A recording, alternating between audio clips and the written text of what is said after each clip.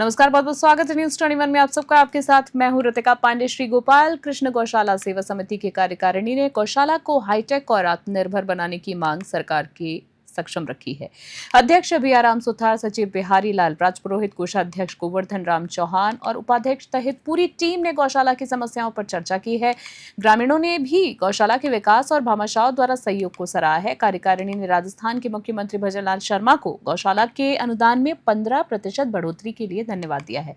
उन्होंने अनुरोध किया है कि कांग्रेस के समय 9 महीने का अनुदान अब भाजपा सरकार द्वारा 12 महीने का दिया जाए, जिससे गौवंश के हरे चारों की और अन्य सुविधाओं में कोई भी तरीके की कमी न रहे। न्यूज 21 के वरिष्ठ संवाददाता सुनील खींची ने गौशाला में विकास कार्यों पर टीम के साथ विशेष चर्चा की है, आप भी सुनिए। नमस्कार, आप देख रहे हैं न्यूज 21 और मैं आपके साथ सुनील खींची। दोस्तों, आपको पता है हम लगातार गौशालाओं से संबंधित मुद्दे मसले समस्याएं उठा रहे हैं कि गौशालाओं की किस प्रकार की परिस्थितियां हैं, किस प्रकार मुद्दे मसले और क्या व्यवस्थाएं हैं। आज हम श्री गोपाल कृष्ण गौशाला समिति घेवड़ा के अंदर थे और यहाँ के जो अध्यक्ष, कोषाध्यक्ष, सचिव, कार्यकारिणी टीम और गौपालक है जो हमारे साथ लाइव तस्वीरों के अंदर न्यूज 21 चैनल के माध्यम से जुड़े हुए हैं। दोस्तों, आपको लगातार न्यूज 21 चैनल के माध्यम से जो कवरेज है गौशालाओं से संबंधित हम दिखा रहे हैं कि गौशालाओं को सरकारी अनुदान तो मिल रहा है लेकिन वो पर्याप्त मात्रा में नहीं है और जो भी सुख सुविधाएं हैं मिल रही है वो पर्याप्त मात्रा में नहीं है। निरंतर प्रयास के कारण यहाँ गौशालाओं की जो कार्य है वो विकास नहीं हो रहा है। आइए जानते हैं जितनी इस गौशाला में श्री गोपाल कृष्ण गौशाला समिति में किस प्रकार की व्यवस्थाएं हैं, किस प्रकार मुद्दे मसले, किस प्रकार की स्थितियां हैं। आइए जानते हैं न्यूज 21 चैनल के माध्यम से कि गौशाला में क्या, कब से ये विकास हो रहा है और गौशाला की कब से स्थापना हुई है और इस गौशाला में अध्यक्ष, कोषाध्यक्ष है किस प्रकार सेवाएं दे रहे हैं। तो हमारे साथ पहले तो जुड़े हुए हैं सिंहाराम जी हैं, जो सिंहाराम जी सुथार, बिहाराम जी सुथार, जो काफ़ी समय से गौशाला में अपना समय दे रहे हैं, कीमती समय दे रहे हैं और काफ़ी प्रयासों के कारण इस गौशाला में स्टैब्लिश कर रहे हैं। सर, पहले तो हमारे चैनल में आपका स्वागत है। जय गौ माता, जय गोपाल। Thank you. 38 साल से श्री गोपाल कृष्ण गौशाला घेवड़ा संचालित हो रही है जी। आज 1157 गौवंश है जी। 12 वार्डों से निर्मित है जी। गौशाला की ज़मीन 80 बीघा से बाहर है। जी। यहाँ सबसे परेशानी है जो पानी की है। जी।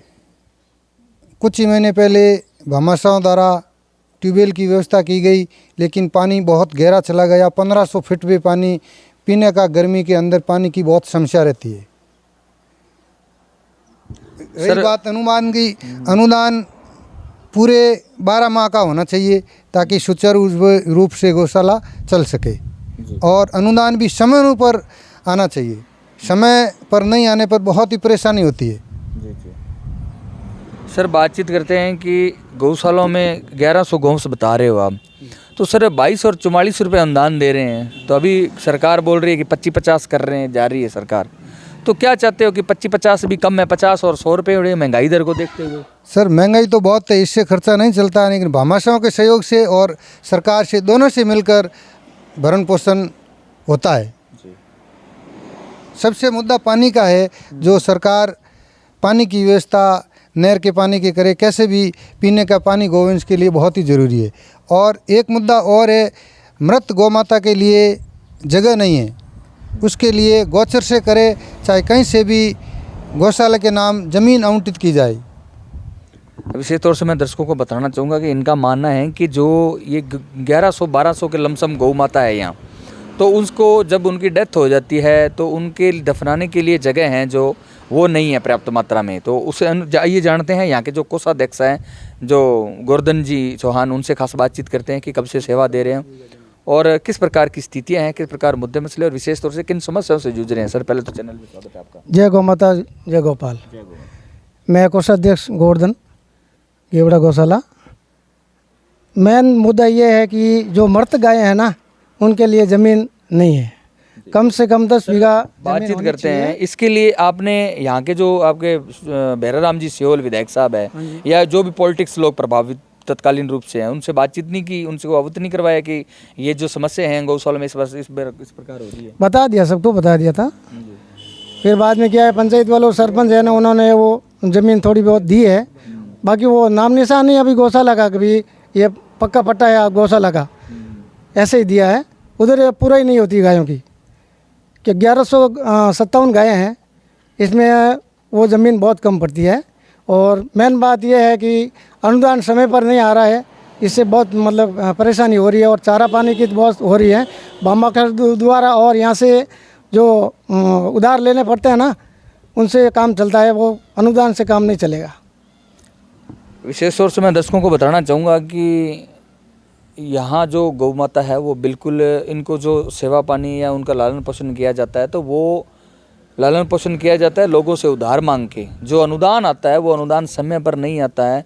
अब समय पर नहीं आने के कारण आप देख सकते हो उनके साथ क्या व्यतीत होता होगा दोस्तों, क्योंकि लगातार देखा जाता है कि घर के अंदर एक दो गौ माता या भैंस वगैरह जो भी हम पालते हैं तो उसको, उनके लिए भी बहुत मैनेजमेंट करना मुश्किल हो जाता है। लेकिन आज 1200 गौंस को संभालना बड़ा ही कठिन काम है और धरातल पर देखा जाए तो काफ़ी मुसीबतों से ये घिरे हुए हैं।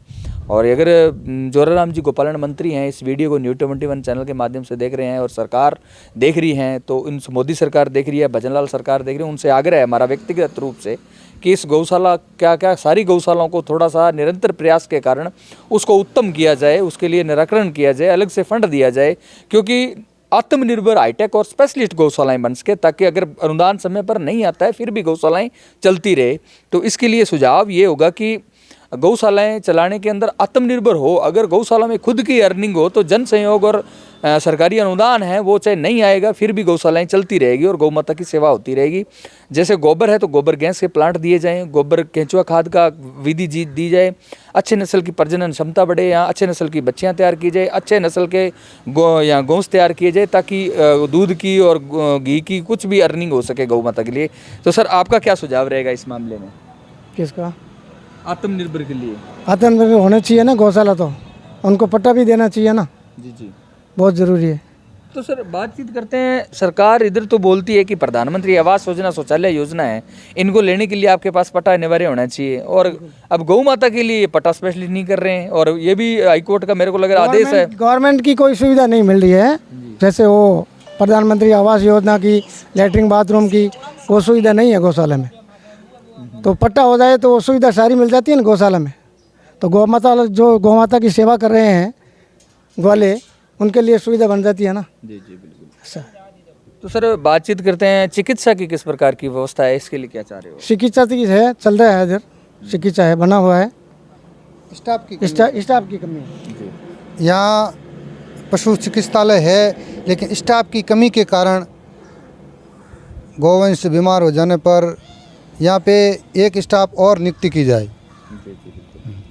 सर बातचीत करते हैं कि जन सहयोग और अनुदान के द्वारा गौशालाएं चलती हैं, लेकिन सर इसके लिए अलग से कुछ फंड दिया जाए सरकार, जैसे अनुदान से तो क्या गौ माता का पेट भरा जा सकता है। तो बात करते हैं जैसे बिजली, लाइट, पानी की निकासी, पेयजल की व्यवस्था और जो बिजली बिल है उसके लिए आप अनुदान से ही सब कुछ मैनेजमेंट करते हो। तो इसके लिए अलग से सरकार कुछ एमएलए, एमपी, जिला प्रमुख, प्रधान के कोटे से थोड़ा बहुत बजट निकाल के इधर स्तर कर दे तो थोड़ा आसानी हो जाए गौशाला चलने में। बिजली का बिल है वो भामाशाहों और अनुदान इसी से चलाते हैं, उसके लिए जो बिजली का बिल है वो गवर्नमेंट अपनी तरफ से फ्री की जाए। और पानी की और बिजली की काफ़ी समस्याएं हैं। पानी और बिजली की भयंकर समस्या है। सरपंच, एमएलए, एमपी का, यहाँ के पॉलिटिक्स लोगों का कोई सहयोग है? देखो उसमें तो क्या कर सकते हैं, वो भी भामाशाह लोगों ने ट्यूबवेल बना रखी है और पानी बहुत गहरा चला गया है। समस्या ये है कि पानी 1500 फीट पे है आज की तारीख में, और वो भी गर्मी के अंदर पीने के लिए कम पड़ता है। अच्छा। इसके लिए नहर क्या पानी की व्यवस्था की जाए। ठीक है। कई जगह सुनने को ये भी मिल रहा है सर कि जैसे नरेगा को और गौशालाओं को और जैसे नंदीशालाओं को एक साथ जोड़ा जाए, इसके लिए आपका क्या सुझाव रहेगा? एक साथ तो होता नहीं है, नंदीशाला तो पूरा अलग प्रोजेक्ट है। अगर गवर्नमेंट नंदीशाला देती है तो श्री गोपाल कृष्ण गौशाला नंदीशाला चलाने के लिए तैयार हैं। कलेक्टर साहब का आदेश जारी, गाइडलाइन जारी हुई कि आवारा पशुओं को गौशाला में एडजस्टमेंट किया जाए, लेकिन उनके लिए पहले ही अनुदान नहीं आ रहा है तो और दूसरों को डाल के वो अगर खुला घूम रही है तो कुछ कहा तो रही है। अगर गौशाला में उसको एडजस्टमेंट कर दे तो वो तो भूख मरेगी। भरपाई करने से क्या? हाँ जी, हाँ वही कह रहा हूँ ना, यहाँ भी ग्राम पंचायत में हर जगह गौवंश रोड पे घूम रहा है, उसके लिए गौवंश के लिए अलग से व्यवस्था की जाए नंदीशाला की, और फिर जगह भी नंदीशाला के लिए गोचर से दी जाए। सर गोचर भूमि का क्या मामला है? ये गोचर भूमि सरकार क्यों आवंटित नहीं कर रही है, गौशालाओं को क्यों नहीं सुपुर्द कर रही है? अतिक्रमण हटा के वो जमीन गौशालाओं को सुपुर्द करे और पट्टा दिया जाए, ये जो इस पर प्रकाश डालने की क्या जरूरत पड़ेगी? हाँ गोचर भी गौशाला में नियमित की जाए और गौशाला के नाम की जाए। ज़्यादा नहीं तो 5 से 10 बीघा भी की जाए तो वहाँ गौवंश आराम से रह सके और भी कुछ भामाशाह भी सेवा कर सकते हैं। विशेष तौर से इस जो गोपाल कृष्ण गौ सेवा समिति के अंदर एक मंदिर बना हुआ है, बहुत ही सभ्य मंदिर है और उनके जो पुजारी जी हैं वो हमारे साथ मौजूद हैं। उनसे बातचीत करते हैं कि गौशाला में जो ये मंदिर बना हुआ है इसकी क्या विशेषताएं हैं, क्या इनका जो भूतपूर्व जो क्या मैनेजमेंट है। सर पहले तो हमारे चैनल में आपका स्वागत है। नमस्कार जी। तो पुजारी जी कब से सेवा दे रहे हो आप, इस मंदिर की क्या विशेषताएं हैं, क्यों? सर 1.5 साल होगी मेरे को तो, अच्छा, आगे और कोई कर रहा था पहले और भी करते हो। जी। तो सर बातचीत करते हैं, मंदिर की सेवा भी करते हो और गौ माता की सेवा भी यहाँ हो जाती है, थोड़ी बहुत हो ही जाती है ना। तो यहाँ आस्था का एक प्रतीक माना गया है गौ माता को और ये मंदिर को। तो आस्था के साथ साथ गौ माता की इतना बड़ा विकास भी हो रहा है, काम भी हो रहा है और भरण पोषण भी हो रहा है। तो आप क्या चाहते हो कि यहाँ काफ़ी मुद्दे मसले समस्याएं हैं जो बहुत मुश्किल है सर, बहुत मुश्किल हो गया करना काम। आप देख रहे थे न्यूज़ 21 और मैं आपके साथ सुनील खिची। काफ़ी मुद्दे मसले समस्याओं पर हमारी वार्तालाप हुई है और कार्यकारिणी टीम की जवाबदेही है कि अगर हम गोचर भूमि का अतिक्रमण हटके और वो ज़मीन गौशाला को सुपुर्द हो जाए और तो हम हर तरीके की मुसीबतों का सामना करने के लिए बिल्कुल तत्पर तैयार रहेंगे। और देखते रहिए न्यूज़ 21 के साथ, मैं सुनील खिची, कैमरामैन पर्सन संदीप के साथ। सर 10 मिनट देने के लिए बहुत धन्यवाद। नमस्कार।